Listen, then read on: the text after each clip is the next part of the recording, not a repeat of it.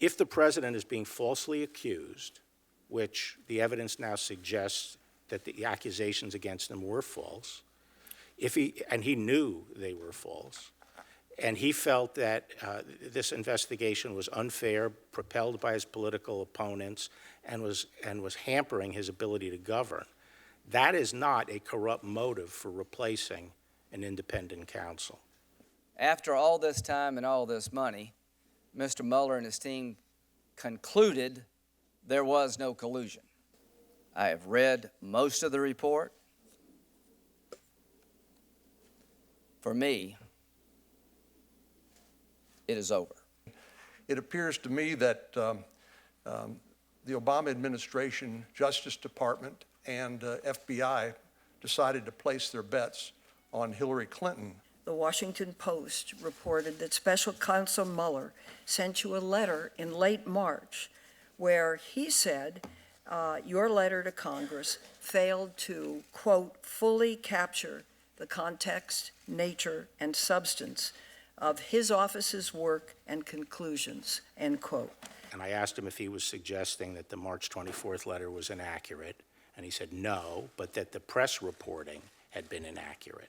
And he said that his concern focused on his explanation of why he did not reach a conclusion on obstruction. And he wanted more put out on that issue. You seem to have learned the filibuster rules even better than senators do.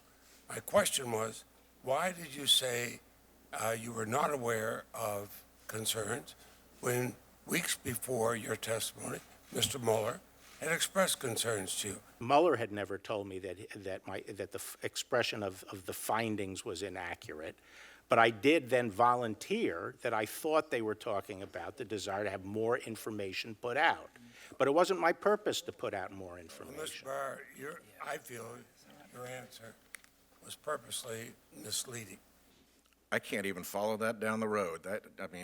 Boy, that's some masterful hair splitting.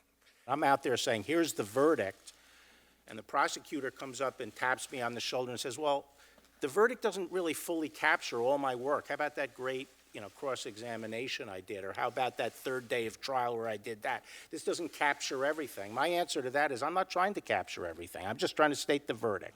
The letter's a bit snitty, and I think it was probably written by one of his staff people. You still have a situation where a president essentially tries to change the lawyer's account in order to prevent further criticism of himself. Well, that's not a crime. So you can, in this situation, instruct someone to lie? No, it has to be, well, to be obstruction of justice, the lie has to be tied to impairing the evidence in a particular proceeding. I think the department's position would be that the president can direct the termination or the replacement of a special counsel. And as a matter of law, the obstruction statute does not reach that conduct. We know more about your deep involvement in trying to cover up for Donald Trump. Being Attorney General of the United States is a sacred trust. You have betrayed that trust. America deserves better.